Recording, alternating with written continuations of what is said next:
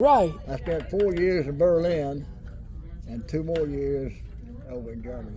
Wow. I was only assigned to, besides Fort Campbell, one other post here.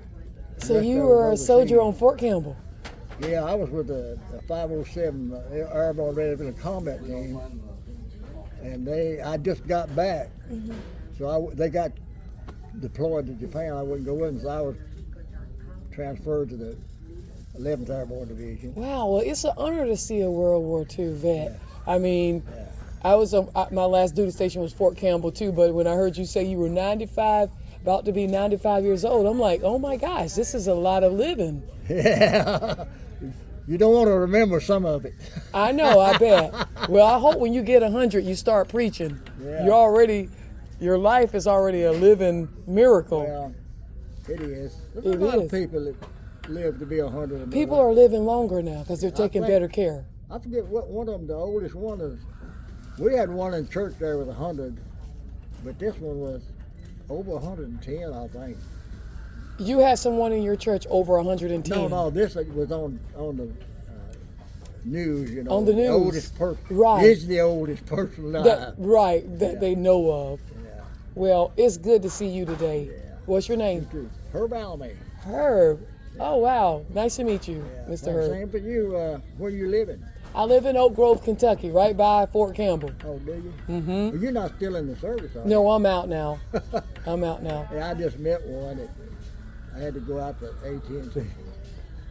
He said, I said, did you retire? He said, yeah, after 10 years. So I got to ask you this question, because I always ask God to let me live to be 100. I do.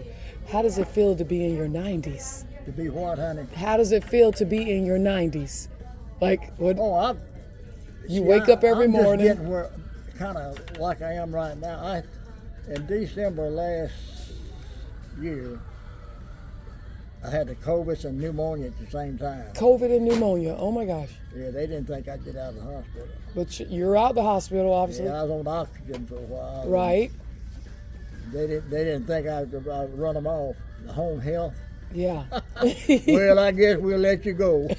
They let you go. You're a survivor. Determination is you gotta be with the Lord all the time. Be with the Lord all the time and have determination. That's right.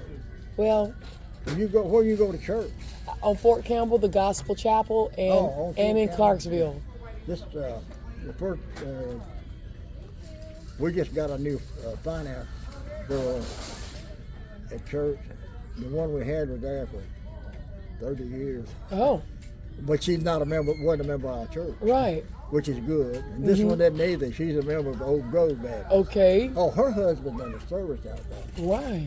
The finance, she said, finance officer. So he probably not gonna get deployed. So Okay, so you was raised up Baptist. yeah. Well, you know Jesus just had No. disciples.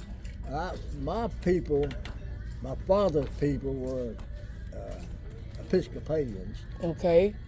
I don't follow that though. You don't follow None of us do. Okay, you don't follow Episcopalians. No, I've been Baptist.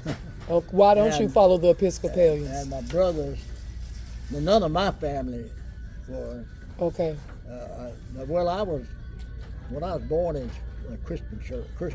Right. Christian, down on 9th Street then, or 7th, whatever it is. No, I get with my good friend there at Virginia Street Baptist every once in a while, Right. Mr. Fort.